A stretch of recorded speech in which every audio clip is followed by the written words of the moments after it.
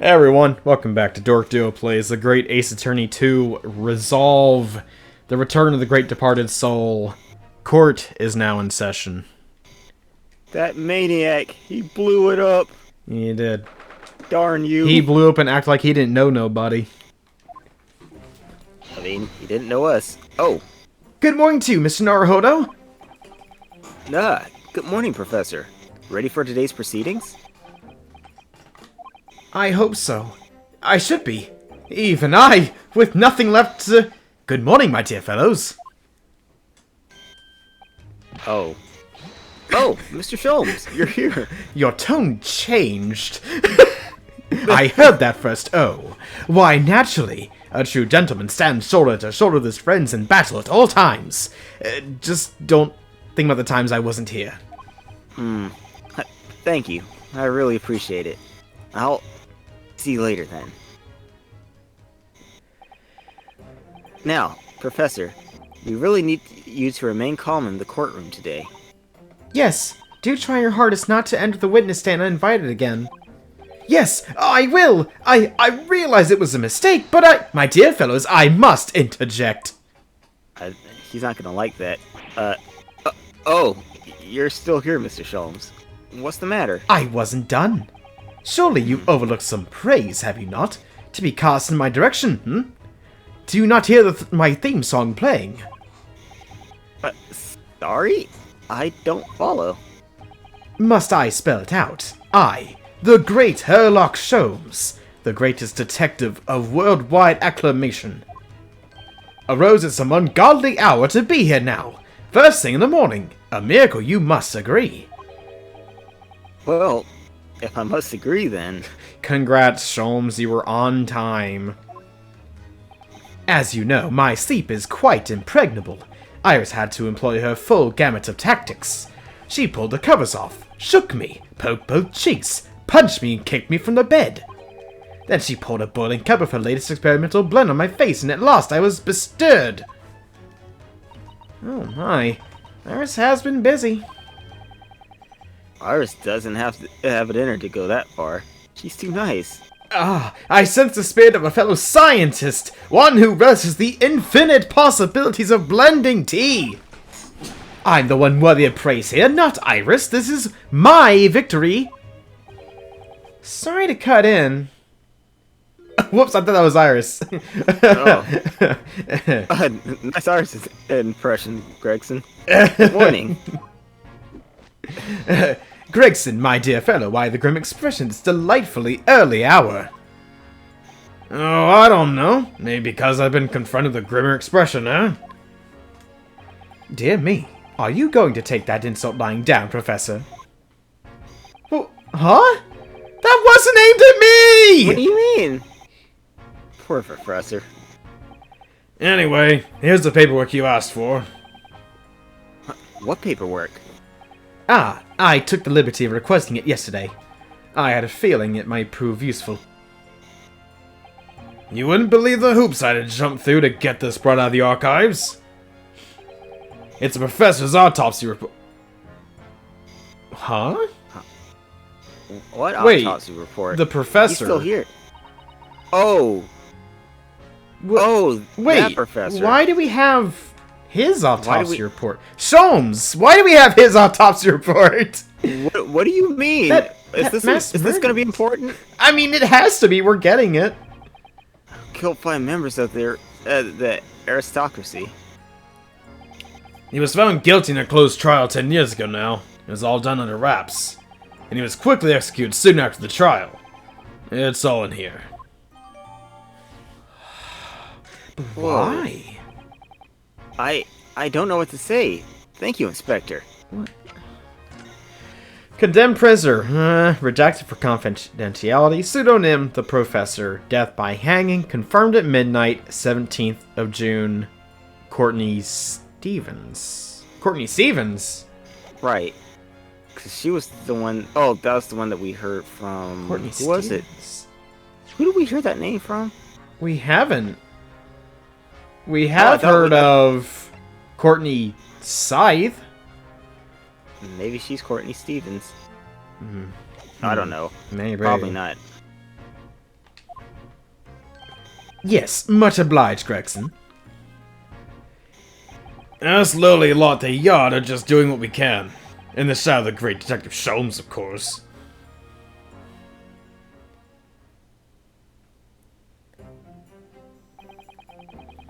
Well then, Professor Hairbrain, this is it. Today we're going to lay all this rest at rest. Good grief! To rest at last. Stroke. I'm having strokes, guys. Am having strong. Send help. I wish you the Please, best of luck, Professor. I suppose he'll be in there today, will he? Drebber. Yes, we expect the prosecution to summon him as a witness. I'm still amazed that you managed to find him in just one day. I really owe you both so much. Counsel and the defendant! The trial's about to resume! Kindly make your way into the courtroom at once! If you're gonna be nice about it, I guess so. Now! Oh, okay, there it is. This is it then. The final chapter. Funny, my heart's racing a little. Silly Renosuke, this isn't case 5, this is case 3! But, I've not felt this before, actually. This strange foreboding. As if something's going to happen in this trial that I'm not ready for. Oh yeah, I forgot. Him. But I can't let that distract me from the only thing that really matters. Finding the truth.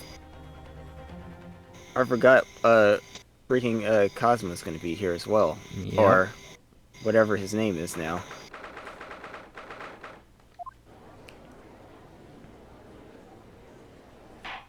In the name of Her Majesty the Queen, I hereby declare this court to be in session again.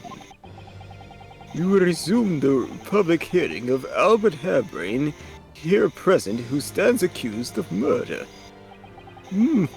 Are the counsels for the prosecution and defense ready to proceed? The prosecution is ready, my lord. The defense is ready, my lord.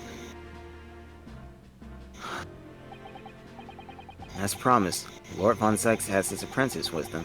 His apprentice with memory loss.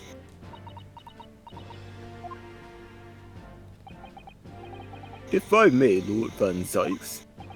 Yes, my lord. For both lords. There appears to be someone standing at your side.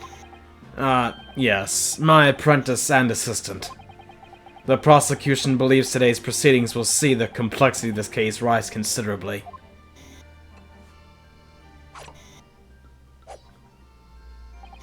I therefore instructed my assistant to do that. Took a couple hours of training him, but anyway, good job. Cool. Anyway, I therefore instructed my assistant to attend to ensure the smooth running of the trial. He's so good with a blade. And the smooth running of liquid refreshments by the look of it. The way he holds himself, the way he moves, it couldn't be anyone else. But he's still suffering from amnesia, so there's really nothing we can do at the moment. I know, but this is so very hard. I don't care. It would appear for the prosecution has done a fine job in responding to the demands of the court made yesterday. I understand you have successfully secured the engineer who disappeared from the scene on the day in question. Yes, my lord. I intend to call him as a witness shortly. Very good, very good. Now then, ladies and gentlemen of the jury, who have been chosen at random to represent the will of the people in this courtroom today. Random my booty. Are you ready and willing to proceed? Of course, my lord. I'm sure we all understand the importance of doing our civic duty. I do so despise deception and deceit. I find it so very wearing. To take a man's life for the conjuring trick, it is against the magician's code, not to mention the law. Any French scientist should feel the wrath of God, if you ask me.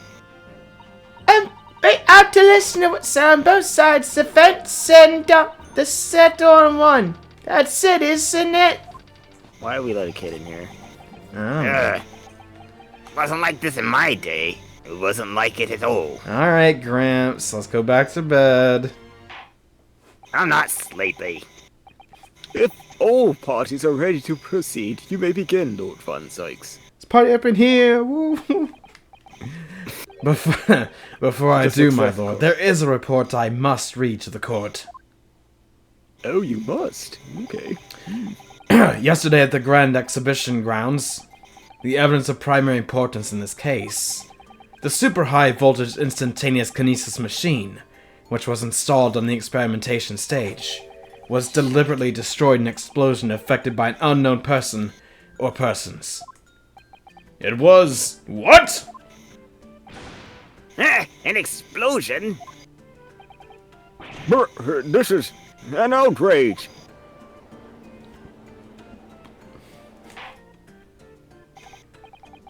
Yes, I heard this grave news yesterday. Scotland Yard submitted a report to my office in the evening. Scotland? I read that the machine was blasted to smithers. The Smithers? Ooh, Smithers! Oh, Smithers! And the wreckage reduced to ashes in the flames. Give me a massage, Smithers! Oh, yes, Mr. Burns. I'd love to, Mr. Burns. I love you, Mr. Burns. What was it? I said I'd love to, Mr. Burns. I have here a photographic print of the scene, taken in the wake of the explosion. It shows what little remains of the machine. Yes. A terrible business. And that's funny. Looks like that metal thing does indeed open up. Yeah. Kind of leads you to believe that something might have happened in between that powering up sequence, but that's just me. He did it to destroy the evidence, did he? That Enoch Drebber? The court will take this print as evidence, counsel. Okay. So we got a picture. Late yesterday afternoon, the protection afforded to the machine by the Special Dispensation for Scientific Equipment Act was revoked. However, before a thorough investigation could begin, the invention was obliterated from existence. As such, this will become a very different trial. No, don't point at me when you say that. As it stands now, with no evidence on which to draw meaningful conclusions, the authenticity of the kinesis machine will remain forever in obscurity. Indeed. A most unfortunate state of affairs. However, one thing remains clear. The victim's death was the result of the actions of the accused. Of that we can be certain.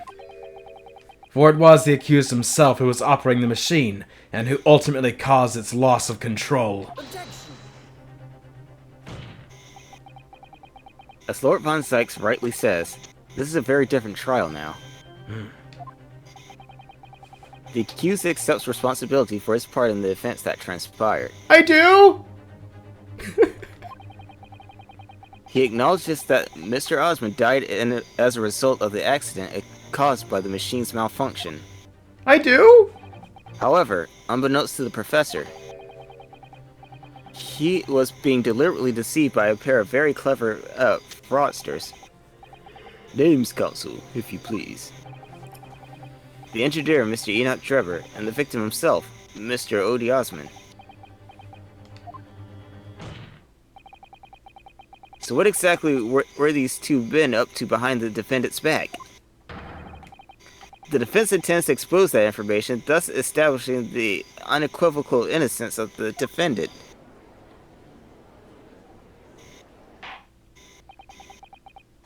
Thank you, counsels. The positions of the prosecution and the defense have been clearly stated. Lord Van Sykes, summon your first witness, please. At once, my lord. The prosecution calls the engineer, Mr. Enoch Drebber, to the stand. And don't dribble all over the stand. Hey, just one person at the stand this time. This is unusual for the greatest attorney. State your name and occupation for the court. Name: Enoch Drebber. Occupation: Hard to pin down, I would say. See that black monocle? Yes, why do I feel as though I've seen it somewhere before? Oh, you too? I had exactly the same feeling myself.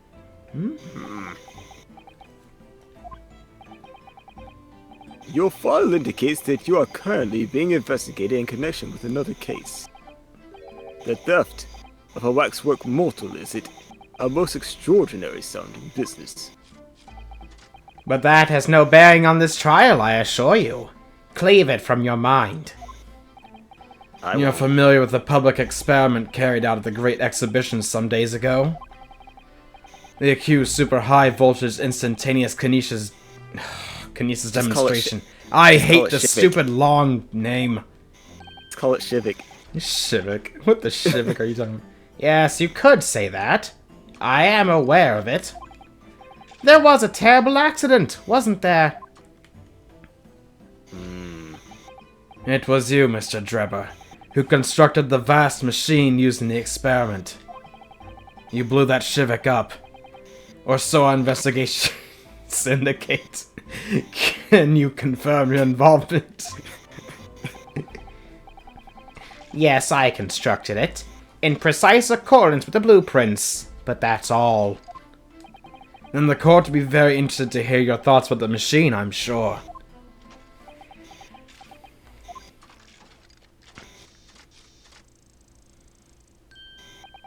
An amazing device, if you ask me.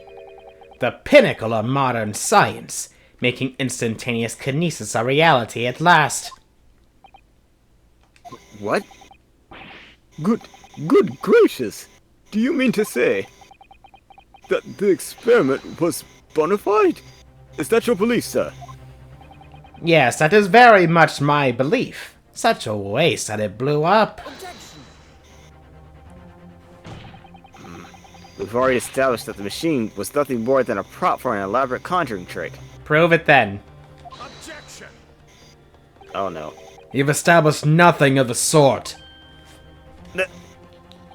All that was shown during yesterday's proceedings is that the same outcome could have been produced by means of stage trickery. The defense merely proposed a method and demonstrated its feasibility, nothing more. But... Dang. We procrastinated long enough, I feel. Witness, you will now give your formal testimony.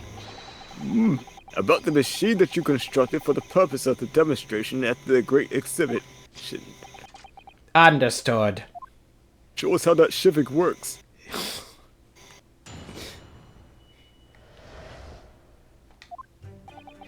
I met the young professor approximately 1 year ago, through Mr. Osmond's introduction.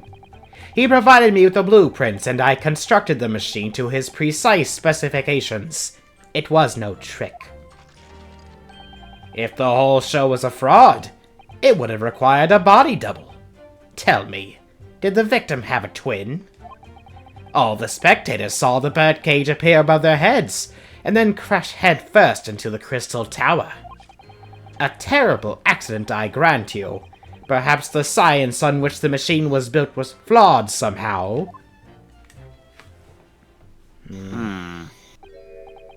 A body double? That goes without saying, surely.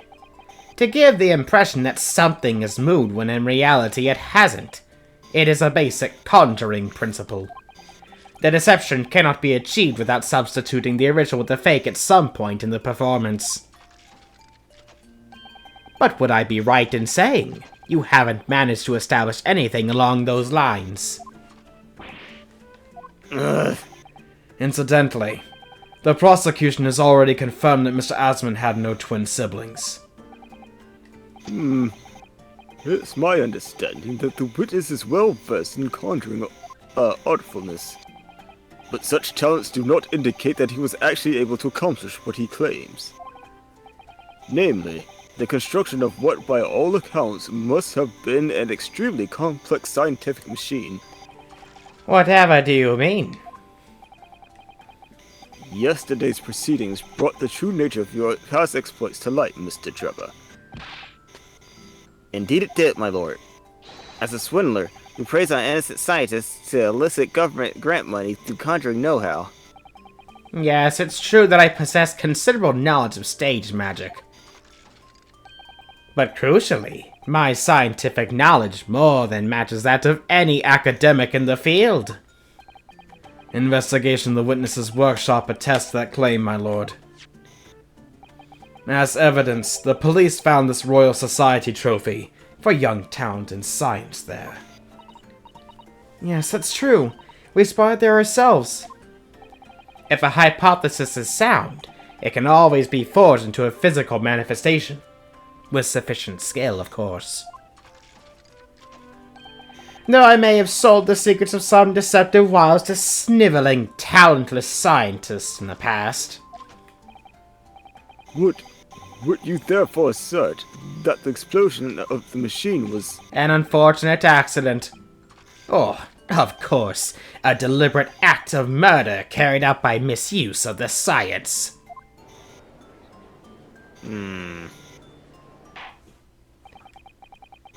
Counsel for the defense, your cross-examination, please. Yes, my lord.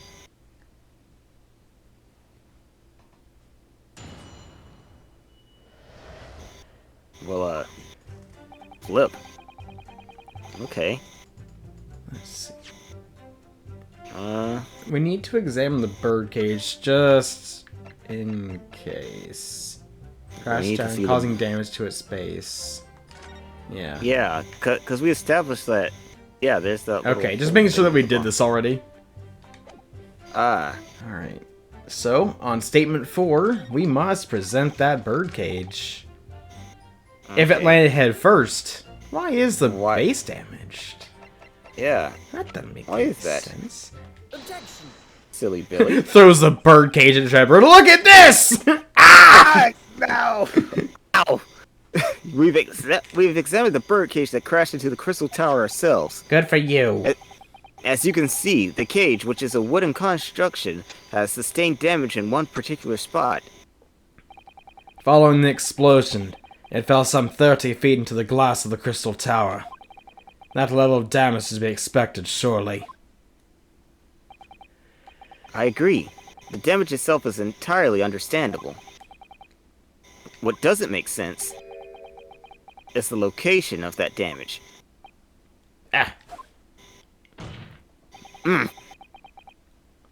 All the breakages in the wood are at the base of the birdcage, not the top. Are you sure the base isn't actually the top from a different point of view? Right. What are you saying? That's the opposite of which they should be. That's right, my lord. The birdcage that was at the scene is damaged at the base. So we have reports of the birdcage falling headlong into the crystal tower, yet the damage is at the bottom. The only way to reconcile these two facts is to accept that there were two birdcages in play that day, which were at some point switched. Switched during what wasn't a scientific experiment at all, but an elaborate piece of stage trickery.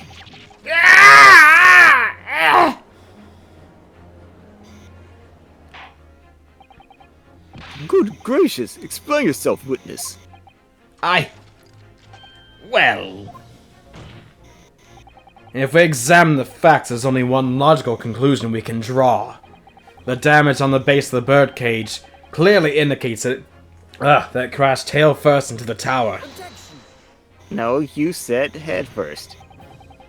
But multiple witnesses reports claim it fell head first. Well, they're wrong! They didn't see it. The birdcage materialized in the sky next to a balloon, flying over the stage, following a spontaneous explosion. At an altitude some 60 feet above ground level. Which is approximately 18 meters.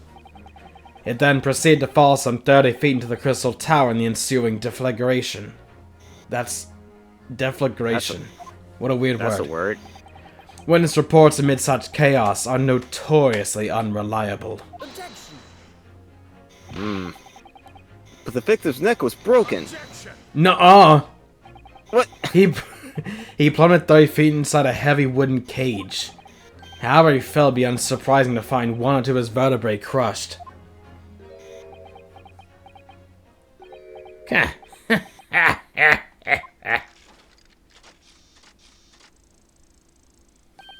A riveting scientific analysis of events from the prosecution there. Though, to be even more rigorous, you would have to say it was only one vertebra, actually. Bruh, he wasn't quiet for long. I find it hard to see what's motivating Lord Von Zykes. This witness is clearly a swindler, and one who deceived a personal friend of his.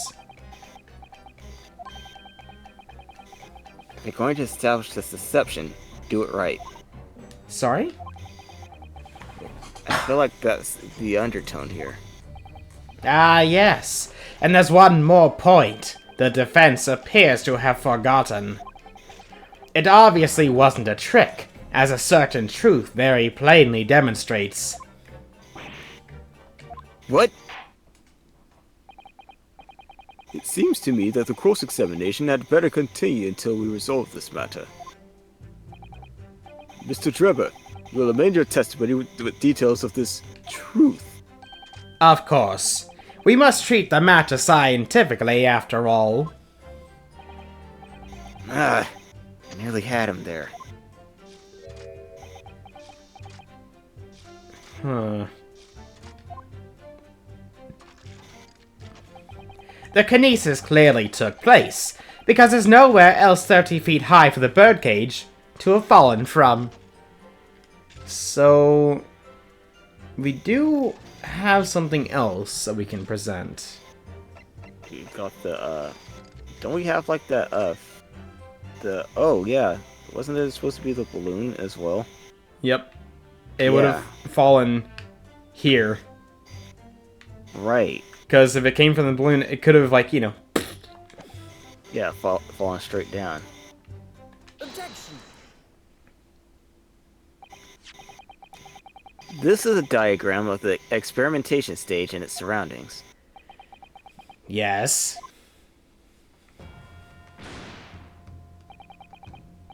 We know that somehow the birdcage appeared in midair before falling down into the crystal tower. Ow. A fall of about 30 feet, or 9 meters. However, if you examine the diagram carefully, you'll see that there's one other possible location from which the birdcage could have fallen. The same distance of 30 feet. No! Yes. No! Oh, which is it? Well, it appears the defense has a possible explanation to put forward. Go ahead, counsel. Yes, my lord. Of course. You will indicate the place to which you are referring on the same diagram. The alternative location from which the birdcage could have possibly have fallen the requisite? Yep. 30 feet? So, Okay. I was misunderstanding, it's not from the balloon, but a similar height from here is the experimentation stage. Right. Because there's that hole up under it. Uh-huh. The place I'm referring to is here. But that's where the birdcage would have been to begin with. Which is exactly the point, my lord. Yes, the birdcage which was in the machine on the stage. But what we must also consider is the height of the stage itself. Go on, counsel. It turns out to be the experimentation stage was built at a considerable height above ground level. If you look at the diagram, in fact,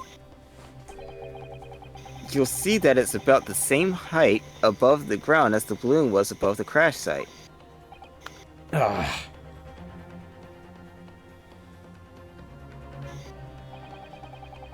When the experiment got underway, the machine and the birdcage were engulfed in steam.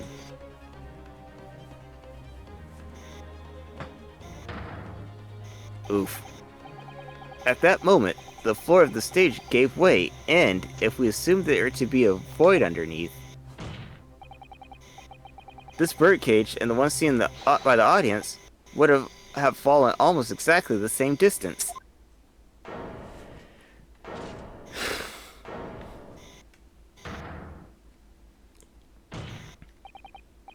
Once again, my lord, this all points to the fact that there was not one birdcage, but two. Objection!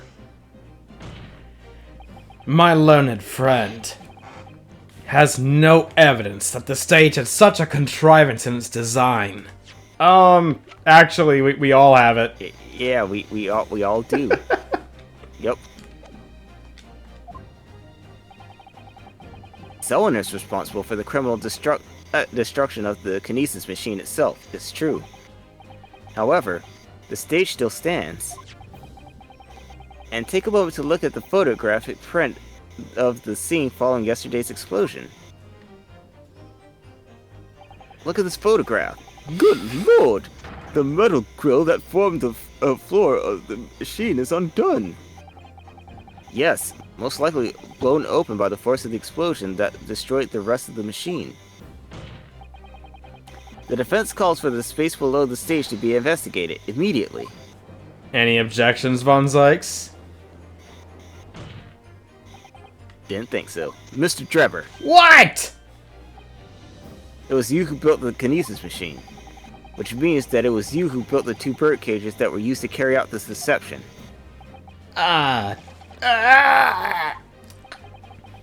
Whether Professor Harebrain's hypothesis is certain or not makes no difference. Because it's the construction of this machine that matters. The machine decided to take Mr. Osmond's life. And lay the blame firmly on the professor's door. Something that could only have been carried out by you, Mr. Enoch Drebber.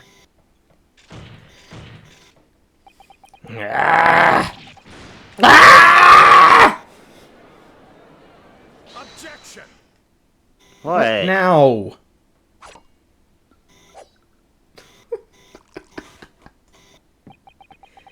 If my learned friend has reached the end of his wild assertions, the prosecution would like to crush the defense's argument slowly, but surely. What? Bro, Your argument fails to hold water, much less wine, on 2 counts. two? Firstly, before and after the experiment, this witness went nowhere near the kinesis machine. Every relevant member of the staff from the exhibition has attested to that. And I believe members of Scotland Yard have also been on watch duty at every public experiment. In other words, Mr. Drebber had no opportunity to switch the alleged pair of bird cages. Objection! But I've already explained why you wouldn't have needed to. The nonsense with the crossbow? That doesn't bolster your case at all. The man who disappeared from the stage and the man who crashed into the tower are one and the same. The forensic investigation team's report is unequivocal on that point. And the second flaw in your assertion is a distinct lack of motive.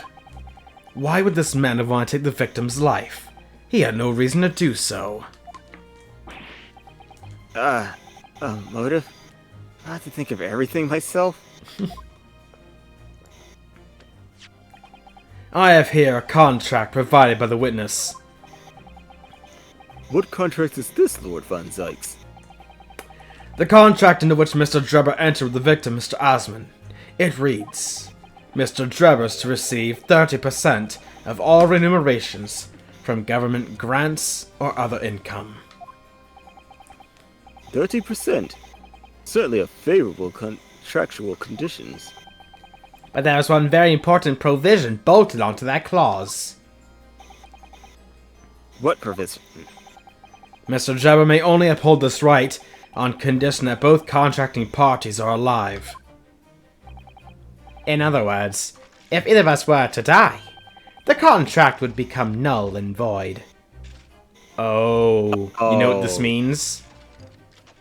He didn't kill him then. Mr. Asmund's alive. Oh, He has to be. yeah. So Wait. he would be like, so that means he would be faking it then?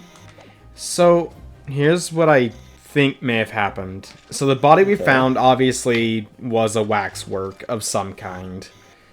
And Courtney's side was like, yeah, no, the prints totally match up, bro, trust me. Despite the fact that we can only take her word for it. Right.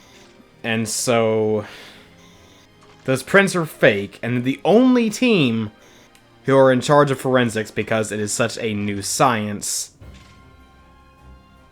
Mr. Asman would be like, oh no, I'm actually alive. Whoops. I don't know. It'd be very weird. It would throw the entire forensic investigation team under a bus for lying.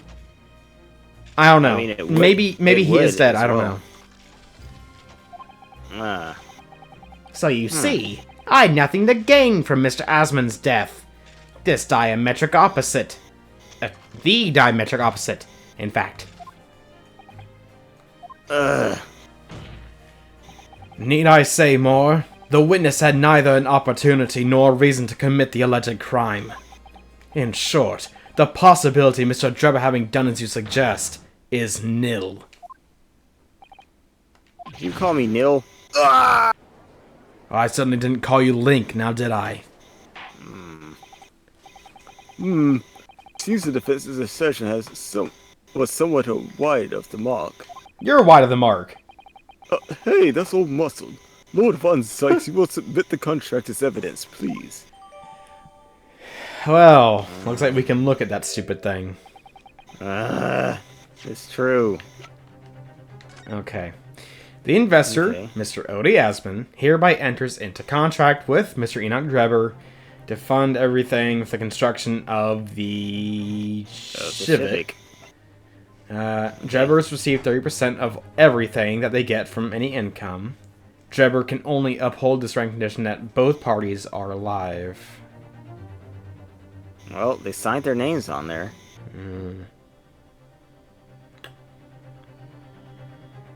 Do we have anything else that maybe has their names on it? Oh wait, well, I guess that wouldn't make No, any this- sense though. Well, it would.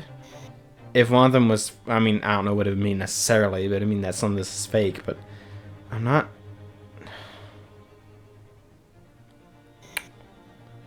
I don't see anything yet. Me neither. If Trevor had no opportunity to switch the birdcage onto the stage with the one in the Crystal Tower, he couldn't have done it. And in any case, I have no idea what his motives might have been. There is one aspect of your argument that still holds true, however. There were 2 bird cages. The prosecution is unable to deny that. So I'm sure you're onto the right lines, Mr. Naruhodo. And I've no doubt there are other aspects of your assertion that are undeniable truths too. Well, it would seem that the defense has no rejoinder to offer.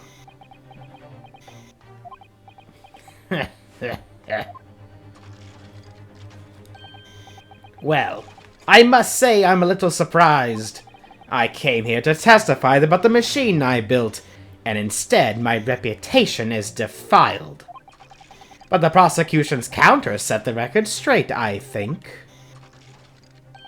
It's impossible that I'm the culprit. Objection! Well, excuse you! I just said I'm not the culprit! But excuse me though. At the beginning of this trial, we believed that there was only one birdcage. Yet now we know there must have been 2. In other words, there was more to the demonstration than we realized at first. I think it's abundantly clear that the same applies to the culprit. Get to the point. I'm doing that! The stage demonstration was constructed and set up in its entirety by you, Mr. Drebber. Therefore, it's inconceivable that you had no hand in the events that transpired.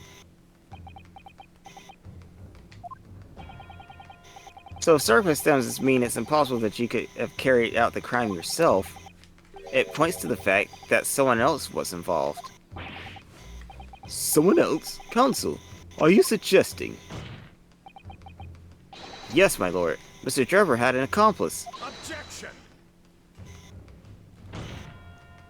An accomplice now.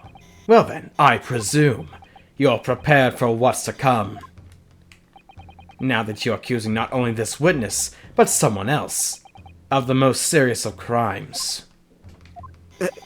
If these accusations turn out to be false, then make no mistake. You will have 2 blades at your neck. Oh. The prosecution will demand an equally serious punishment for your slander. Well, counsel?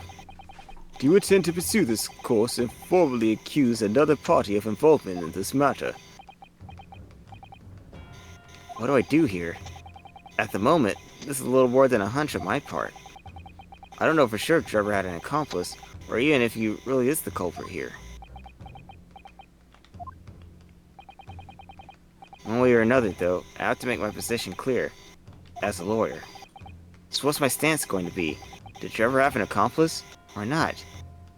I guess he does. But, who?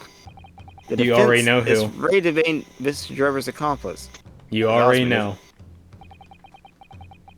Somehow the 2 bird cages must have been switched. Everything points to that. Yet according to the coroner's report, there's not a possibility. But that inconsistency itself is a clue. Counsel, My lord? you have received a stock warning already. If you are nevertheless determined, then I must now ask you to identify this alleged accomplice by name. So, your answer, please. Who do you claim to have been Mr. Drebber's accomplice? Who is it? Wasn't Balloon Man, was it? No. Come No, on, it's dude. not. Man, I don't Who's know. the one person who I've been, like, kind of suspicious about this entire time since she showed up? She. Yeah, I was like, you know, we have to trust even her the word for... Yeah. Yeah, the doctor. Okay. Well, not a doctor, but... But, yeah, the investigator. Take that! Because, like, we have to take her word that the prints are true, but we already know that that's a body double. That it's Yeah. a waxwork, which don't have prints. Oh, okay. So nobody would have, because he would have already, like, checked the, prints, but if you already checked, that means he won't, like, question, like, the other body, right? Well, there was no other body to be found at the time. But the most important thing here is that, like, obviously, we know there's 2 bird cages, but Courtney Scythe has already said, no, that's not true, man. I've already checked, and that thing that I found in the tower definitely has prints of Professor Odie Asman. Oh. Even okay, though we don't know that's true or not. Yeah, I mean, people wouldn't question her because she's supposed to be a professional, right? That know and what she's forensics doing. is such a new thing for Great Britain, it's just like, well, I guess it's We true. don't- No, like, we don't really know, but it seems like they know what they're talking about, so kinda. The name of the person in question is... What's wrong, my Nipponese friend? Surely fear doesn't bind your tongue now. It's a little late for that. Of course I'm afraid. After all, naming her in this capacity is definitely going to make waves. A lot of waves. Could very well turn every single person in this courtroom against me. I'm sure it'll be alright, Miss Naruhodo. Thank you, Miss Susato. The enemy always appears larger than life, but you'll appear exactly the same to the enemy. I'm probably gonna hang for this, but okay. Alright then, here goes. You've kept us waiting long enough. Your answer, Counsel, now. The person who colluded with Mr. Drebber in order to carry out this wicked crime is Scotland Yard's coroner, Dr. Courtney Scythe. What the blazes are you talking about? Dr. Scythe? The head of the forensic investigation team, and the coroner who conducted the autopsy on the victim? No, a different one, you dummy. Of course, the same one. We know there were 2 bird cages. So who could have carried out the switch to complete the illusion? The accident happened in front of a huge crowd of spectators, and the area was immediately sealed off. Then everyone, police officers included, were banished to make way for the forensics investigation team. When else could the switch have occurred? It could have only been in that team's presence. It's not saying anything either. It's essential that the court determines exactly what happened following the incident. The defense demands that Dr. Sykes be summoned to the witness stand at once to testify. Hmm.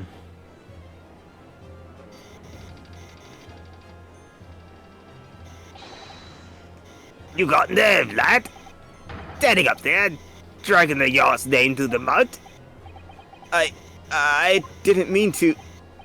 I know the woman very well. There's no but a dead room worker out there. How dare you call her a criminal? My learned friend's imagination appears to be wilder than the East End at night.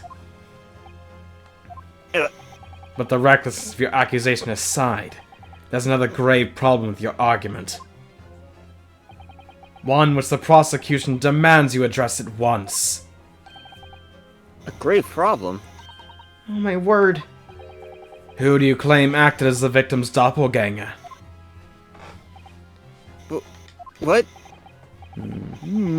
Certainly, if the birdcage containing the body of the victim was exchanged for another, that cage also contained the body. Well, we already know what the body was.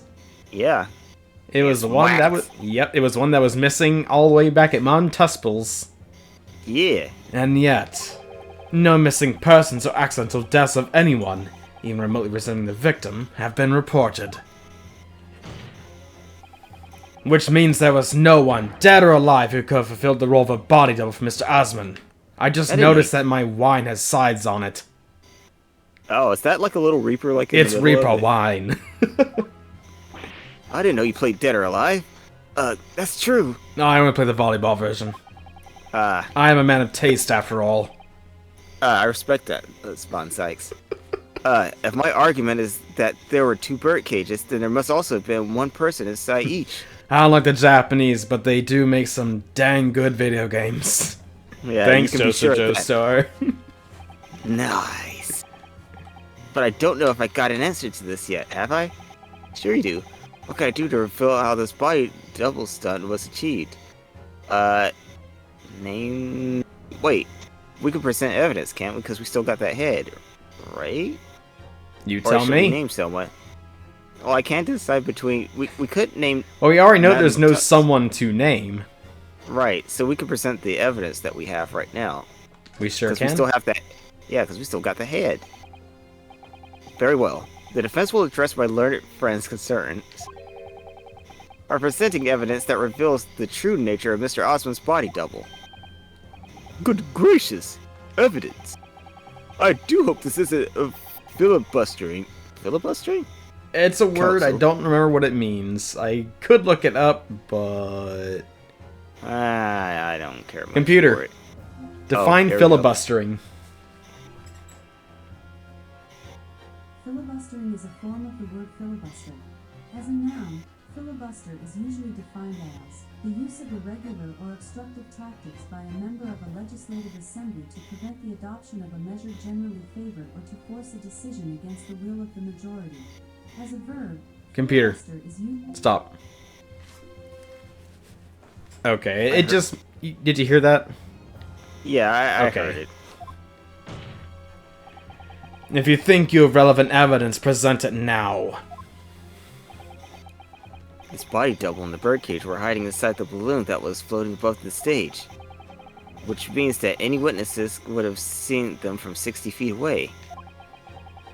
So, who was it that appeared out of the explosion some 18 meters above the spectators?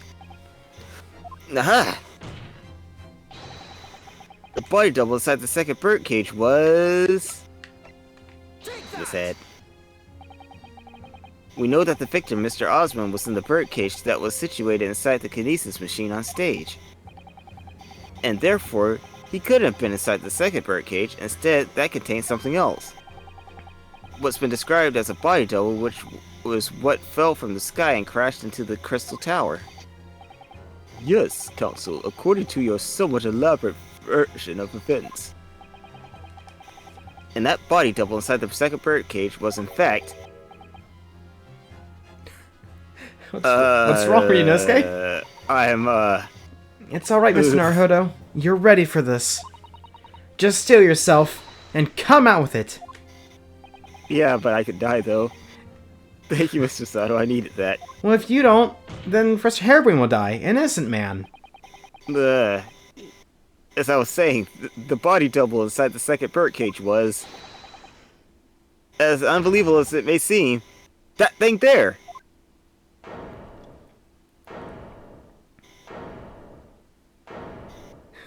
Eyes closed. He doesn't want to be. Oh. Ooh. That's scary. Grim. Objection.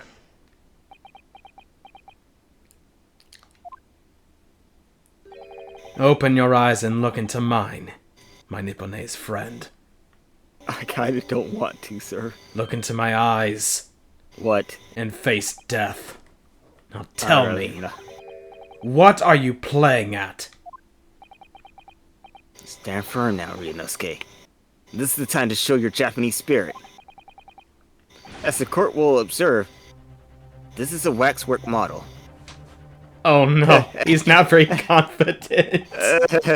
Model, in fact, of an infamous London murderer from 10 years ago, the Professor. Objection.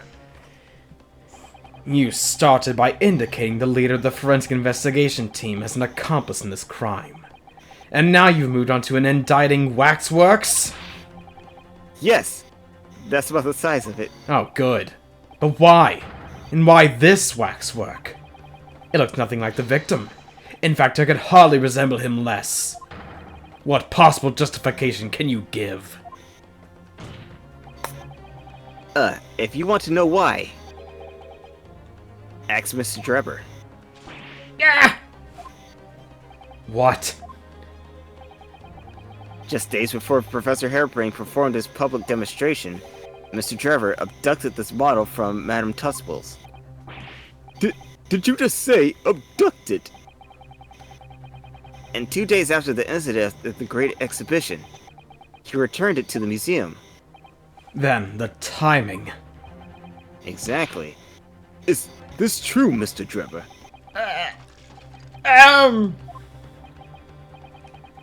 At first, I couldn't see why Mr. Drebber would have stolen the waxwork, and then given it back again. But now, the reason is clear. He took it so he could put it inside the second birdcage, as a body double for Mr. Osmond. This is, of course, really interestingly unusual because he had to steal the professor's wax. Well, he didn't have to, but he stole the professor's waxwork, which is a recreation of a scene that he himself claims happened. Like, Right. that's so Yeah, why would he neat take that and one, weird. though? Yeah, why would you take the one waxwork that made your hair turn white, man? Are you hearing this, ladies and gentlemen of the jury? Are you hearing the defense's astonishing proposal? That the witness fabricated this vast machine with the intention of deceiving some wretched scientist. That he did so in collusion with the country's finest coroner, on a public stage in front of a vast audience. And that, to effect the deception, he used a waxwork model that in no way resembles the victim. Are we really to believe this far-fetched tale? What do you decide? What indeed? Uh-oh. Wait. Yes, if you put it like that, of course it sounds implausible. It makes you sound crazy. My lord. My lord, I need to speak, if you please. Go ahead, Mr. Foreman. I may not be Waluigi, but me and my colleagues have reached an agreement. Oh, great. Very good. In that case, ladies and gentlemen of the jury, you will state your leanings for the court to hear now. Guilty. Oh, come on. Wow. Guilty. Guilty. Guilty! Kill me. Guilty. Y'all suck.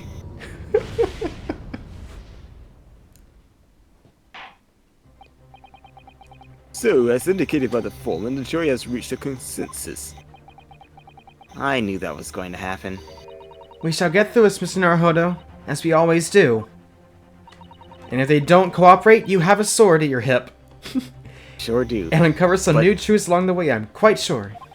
But Cosmo also has one. He might try to stop me. Well, he doesn't seem to be doing much of anything right now. Yeah, he just uncorks bottles, seems like. Yeah, Maybe it's he's not like as he good as uncorks he balls, hands, scrolls, and stands there. I got Somewhat this. menacingly. I'm going to have to appeal to the jurors as usual. See if I can persuade them to change their minds. The defense will now embark on a summation examination. Are you and your fellows ready to proceed, Mr. Foreman? We are, my lord. Very well. In that case, I ask you now to state clearly for all present to hear the grounds on which each of you has decided that the defendant is guilty of the crime of which he is charged. I asked for you, Train.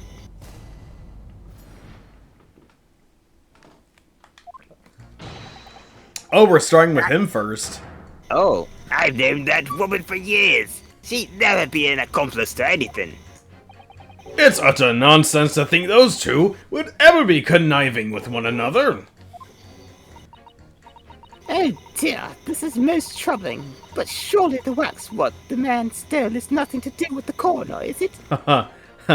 Well, we speculate that it indeed is. It If could be. Courtney, whatever her name is in the autopsy, it's not the autopsy. Courtney, what was Courtney, it? Courtney. Courtney Stevens. Courtney Stevens. Okay, Courtney If Stevens. Stevens is indeed Scythe, then I have had my own problems with members of the police. I do not trust them much. Okay. Brr, I've never seen so, and no rigorous proof of this waxwork was ever inside the birdcage. It's conjecture. Accusing someone of right evidences is not a proper job, is he? I won't have it. Somewhat unsurprisingly. It seems the introduction of this waxwork model to the proceedings has polarized opinion. Given that its face is obscured and its build is in no way, resembles that of the victim, I can only applaud my learned friend's temerity at suggesting it as Mr. Aswin's body double. It's 60 feet up in the air. How would you be able to tell? Yes, the applause is deafening. And yes, I know it seems extraordinary. But that's the point. That's why I have a strong feeling it's actually a greater clue than anyone yet realizes. Because everyone's stupid. What do you think, Mr. Naruhodo? Everyone's dumb as a sack of rocks. I can't explain why at the moment. But I feel as though there's a specific reason why it was used. Why it had to be this model. Really? A reason why nothing else would do, you mean? Yes, and I'm convinced. It's something far more significant than whether or not the model looked like the victim. Well, if that's the case, we must prevent the trial from ending prematurely at all costs. Yes, agreed. I have to find a way out of this. If you're ready, counsel, you may proceed with the summation examination. Yes, my lord. Okay. Oh, I don't like that he's behind me. Well, Stay in front. they're always behind him. Stay in front of me where I can see you. So, we need to press okay. juror number 3. Okay. No problems with the members of the police. I do not trust them much. Why okay. is that? I mean, we don't trust ours. What sort of That's problems? true. Let's just say we have run into each other on numerous occasions while I've been performing on the street. Right, and I see. Obviously, artists such as myself cannot appear on stage. We work in close proximity to our audiences. So we perform our great magic in parks, on street corners, and the like. But the police use any excuse to make our lives difficult. Excuse you? Oh What? no, the policeman with a gun is something to say. Could you put that down, please? Do you have something to say in response to that, Mr. Ottermole? Who are you calling a mass murderer? Ah, sorry, my mistake. I got confused because I heard you look like him. I don't look anything like the man. You want to be locked up, Sonny? Meanwhile, Herlock's like, you look everything like him, of course. Thanks, Mr. Schultz. Perhaps we could move on. I was really wondering if you had something you wanted to add in response to what juror number 3 just said. And clearly you do. Back in my day, back in the good old days. Back in the roaring 30s. Actually, no, we're at the turn of the century. It's whatever. Where everybody knew your name. It wasn't like this. You want to go there where everyone knows your name? And then they're always glad you came. What was it like, sir? You want to be where you can see trouble all the... Well, shoot, I forgot the name of the lyrics. We worked our fingers to the bone to end the public's trust, we did. That really petered out there. I wish I could have gotten through with that, but nah. And by Jove, we answered. People respected us back then. Jove? Jove Justice? Respected you? No one would have called a coroner in question in them days. A coroner's report was the hallmark of an investigation done right. Especially when Dr. Courtney Stevens put her name up to it. Huh. Wait. Excuse you? We accused Dr. Courtney Scythe. What are you saying there, old man? You know something that we don't? You know Courtney Stevens? She was the best of the best. And, hold on a minute. What are you talking about? Who's Courtney Stevens? Sorry, got a bit carried away there. Stevens is Dr. Scythe's maiden name. She's married? I mean, I know she has a kid, but... I mean, that is true. That means she has got a husband somewhere. Her maiden name? That was before she was married. I can fix her. I don't think her husband will like that. She can fix me. Yes. Her daughter would probably be fixing you. Yikes! Death. Of course, yes, silly me. It's Scythe now, isn't it? Stevens. I'm sure I've seen that name somewhere recently. Yeah, I just wonder where you saw it. Couldn't be the autopsy report. Anyway, the point is that those were the great days of policing. Not like now. Of course, we know now why Drebber, why Drebber would grab the professor's waxwork, because Courtney Scythe has already worked on a case with the professor. And so it'd be like, oh yeah, I could easily work with this. Oh. Sorry to interrupt, sir. Do you think you could change your statement to include that name? Well, yes, I don't see why not. Okay. Okay. She was Courtney Stevens back when I knew her. Of course, a legendary coroner even then. Alright, now with that statement being as it is, we have to pit juror number 2 against juror number 6. Okay. Objection. Those two statements clearly contradict each other. Good gracious! To whose statements do you refer, counsel? So, juror number 2. Hey, gosh, me. What can I do for you? Okay, I presume that you heard what juror number 6 said in his statement. It brought to light the maiden name of the coroner, Dr. Scythe, which in turn has revealed a connection that wasn't apparent before. Well, naturally, as a woman of society, I find such connections and relationships irresistible. But oh, golly, I'm afraid I fail to see what you mean. Dr. Scythe's name is Stevens. Her Maiden name. Dr. Scythe's maiden name is Stevens. But through that name, the coroner is very definitely linked to the waxwork of the killer. The defense has evidence to prove it. My goodness, evidence say. How utterly enthralling. Counsel, the court cannot overlook that last remark. I very much hope there is substance to your claim. Of course, my lord. I would ask the court to look at this. The evidence that clearly links Dr. Scythe to the mass murderer known as the Professor. The autopsy. I have here a certain autopsy report from 10 years ago. You're welcome, by the way. Thank you, Mr. Sholmes. A 10-year-old autopsy report? What relevance does that have? It is, of course, the autopsy of the person portrayed in the waxwork, the killer known as the Professor. The what? The professor's... But the man was a capital offender, so... That's right. This is the certification of death that was drawn up after the convict's execution. The identity of the killer was never made public, so the report gives few details. But what's important is the name of the coroner who wrote it.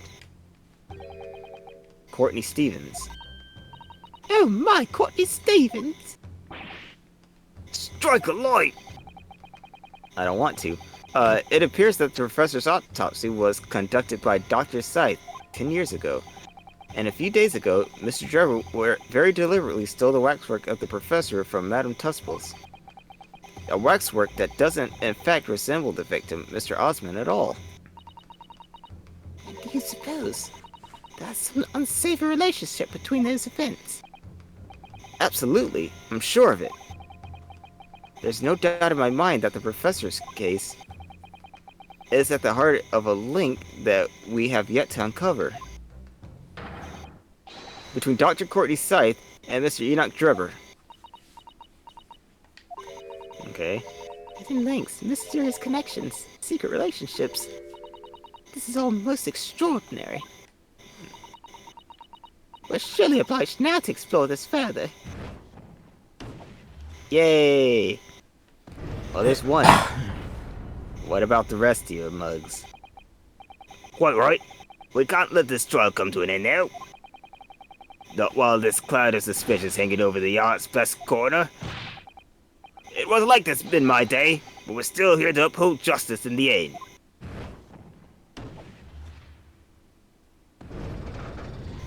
Well, that's two. Just need two more. Okay. So, we must press juror number 4. Okay. Hold it! But you claimed the whole instantaneous kinesis demonstration was a trick. That I did, but there's no one... there's more than one way to pull a rabbit out of a hat, isn't there? No? Do the booty. Sorry? Now I grant you, given that this cage appeared in the midst of the explosion, there have been no need to use a real person. But if a waxwork had been used, the culprit could have at least had the decency to make it look like the victim. I'm not sure exactly how much criminals are governed by decency. The point is, if you're going to make a claim about that waxwork being inside the birdcage, you need to give us some evidence. Without that, it's just not science. Well, we happen to have some, actually. Yeah. You remember what we found in the professor's pocket? No. I'm just kidding. What's the card? No, I was like, man, that was a very, like, oh, of course. Like, Yeah, of course we got it. No, I don't know. I I completely forgot those events. I suppose we should expect nothing less than a logical argument from a fellow of the Royal Society, but that perhaps means his mind could be changed if we manage to present suitable evidence. Good Lord Almighty. I'm strong. Professor Waxwork was inside the birdcage. Can I produce that or not? I have evidence. Actually, I have something I'd like you to see, sir. Oh? I must warn you that I firmly believe it's only wise to trust men in white coats. So give me your jet black outfit. I don't mind admitting to a sense of trepidation here. I don't like the way he said black. So you don't trust anyone in black? Looking in the mirror must be very trying. I do have some evidence that proves the waxwork was inside the birdcage. Namely... Take that! Oh yeah, the broken glass. I mean, oh yeah, you already knew about that. Yeah, but I forgot. You remembered. I was like, hey, remember we found Pocket the Professor's thing? You're like, no. And you're like, just kidding. I'm like, oh, he remembers. You stinkerton. Pulling my leg. I huff mold every day. It messes with my brain. Stop huffing mold! I can't. I have nowhere to go. Yes, you do! Anyway. What's that? A piece of glass. Though it's unusually thick for glass. Ah, thick glass. They're so thick. Oh, I could lick it. Ow! I cut my tongue. Oh, I need to go to the doctor. Yes, it's a piece Cut of broken tongue, glass. huffing mold, Rod. I'll just... Bleh. Yes, it's a piece of broken glass that we found inside the jacket on the waxwork. As you say, it's no ordinary glass, though. It's very thick, and clearly made for extra strength. Much like the special glass that was developed for the construction of the Crystal Tower. The Crystal Tower? Holy smoke! Exactly. The centerpiece of the Great Exhibition, where the very incident we're talking about took place. On the day in question, the birdcage fell from above and smashed through the window of that special glass. From which the small piece originated, is that it? Precisely. So, what do you say?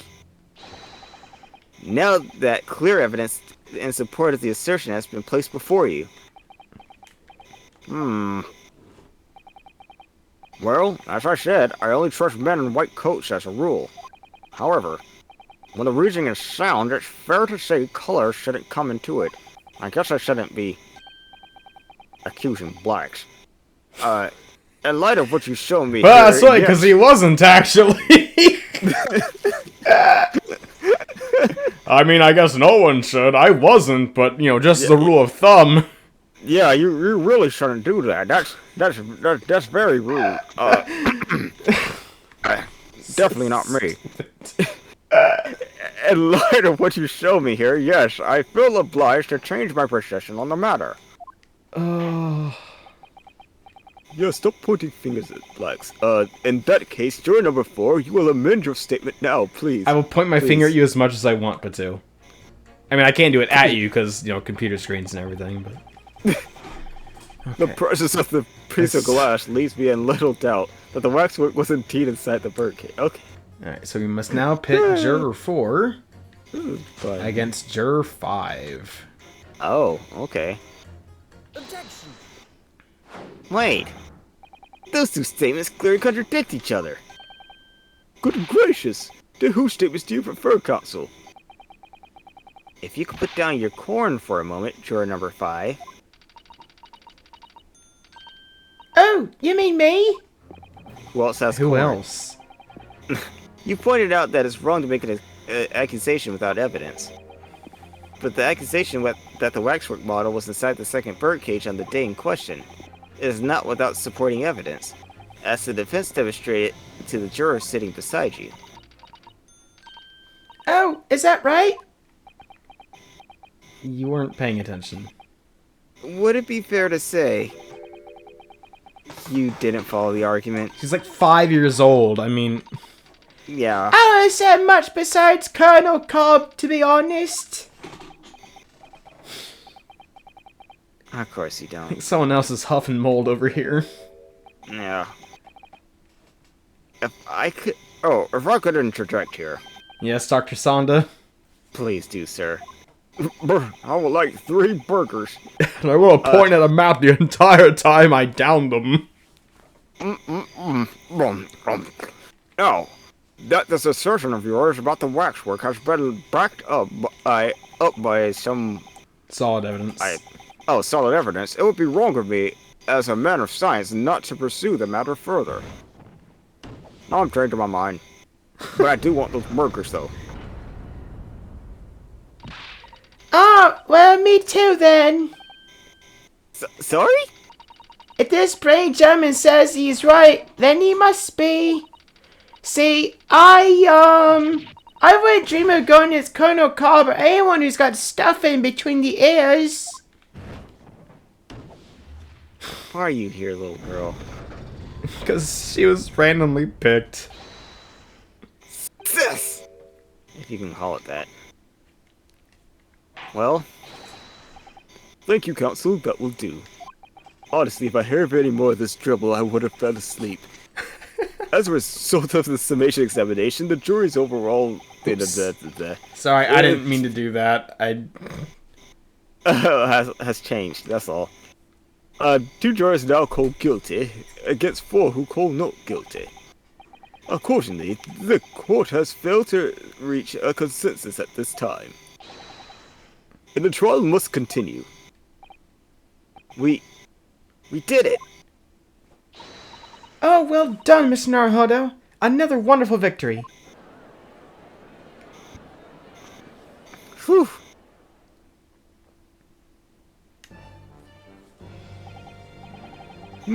A waxwork of the despicable professor.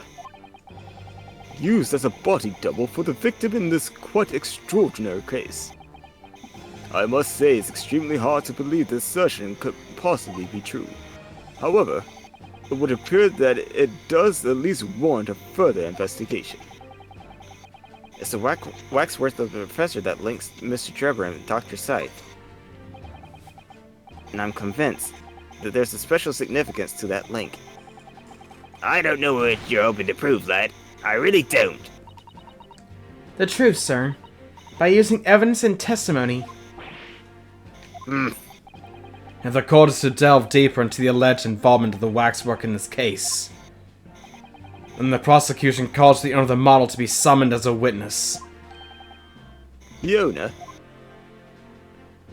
Madame Tuspels.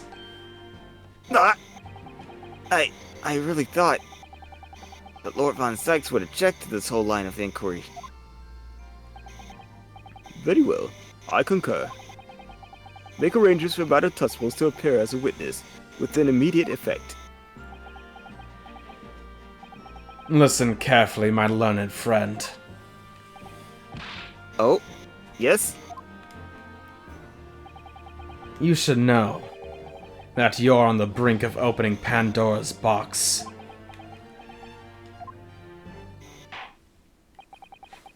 The court shall now adjourn for 45 minutes. During that time, the prosecution will summon the new witness and prepare her for taking the stand.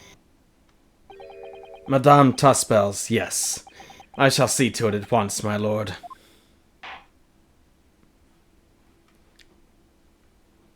Oh, I thought he wasn't going to go and get her. But, I mean, I guess... I don't know. I mean, she wouldn't have anything to do with it, right? Or would she? Don't know. Who's to say? But anyway, we'll just have to find out in the next episode. So, thank you all for watching. Do the things, you know what to do. You know how YouTube works. And, we'll see y'all in court.